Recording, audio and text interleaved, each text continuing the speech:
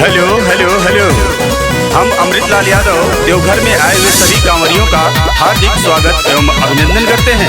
अभी अभी सूचना मिली है कि यूपी के आजमगढ़ जिले से आए हुए गजोदर और पत्तू भीड़ में कहीं गुम हो गए हैं और उनकी पत्नी झुलिनी देवी रो रो कर बड़ी परेशान है। जिस सज्जन को मिले कंट्रोल रूम 213 पर संपर्क करें।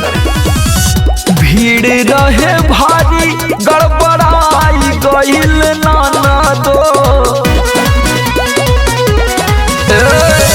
भीड़ रहे भारी गड़बड़ाई गईल नाना दो।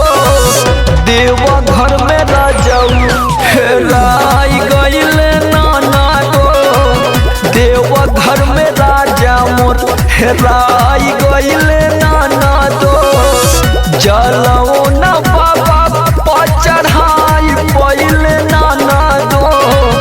जलओ न बाबा पचढ़ाई पहिले नाना दो। देवघर में राजा मोर हेराई गईले नाना दो। देवघर में राजाऊ हेराई गईले नाना दो। कांवरिया बम जरा ध्यान दे। गजोदर पत्तू की लंबाई 6 फुट, रंग गेहुआ और चेहरा गोल है जिस पर दाढ़ी भी है। अतः आप सभी कांवरियों से विनम्र निवेदन है कि पत्तू जहां कहीं भी दिखे पंडाल समिति को सूचित करें। बाबा बैजनाथ धाम में आए हुए सभी कांवरियों से निवेदन है कि एक दूसरे का सहयोग करें, शांति का सहयोग दें और अफवाहों पर ध्यान न दें। पता न कहाँ पिया भइले न पता। सोची सोची न दो हमार जुआ डेराता। पता न कहाँ पिया भइले न पता। सोची सोची न दो हमार जुआ डेराता।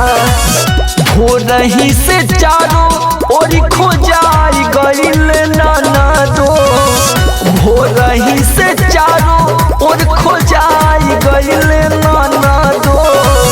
देवघर में बलमू हेराई गईल नाना दो। देवघर में राजा मोर हेराई गईल नाना दो। बाबा के धाम में आए हुए सभी कांवरिया बम ध्यान दें, किसी भी अज्ञात वस्तु को हाथ न लगाएं और शंका होने पर तुरंत अपने नजदीकी कंट्रोल रूम को सूचित करें और अपनी श्रद्धा पूर्वक बाबा पर जल चढ़ाएं। जय बाबा बैजनाथ। हर हर महादेव। चढ़ी जात जलवा आज आ जैती घर हो। तबल बलमुआ जाने गईले किधर हो। चढ़ी जात जलवा आज आ जैती घर हो। तबल बलमुआ जान गईले किधर हो। टिकट कटावल कुल फेंकाई गईले नाना दो। टिकट कटावल कुल फेंकाई गईले नाना दो। देवघर में बलमू हेराई गईले नाना दो। देवघर में राजा मोर हेराई गईले नाना दो। ये है बाबा बैजनाथ की कृपा।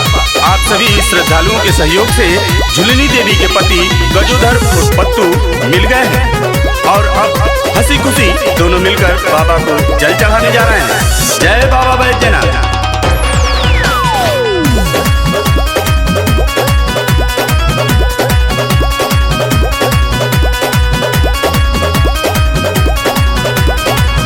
धारा धारा फोनवा मिलल अरविंद निषाद हो।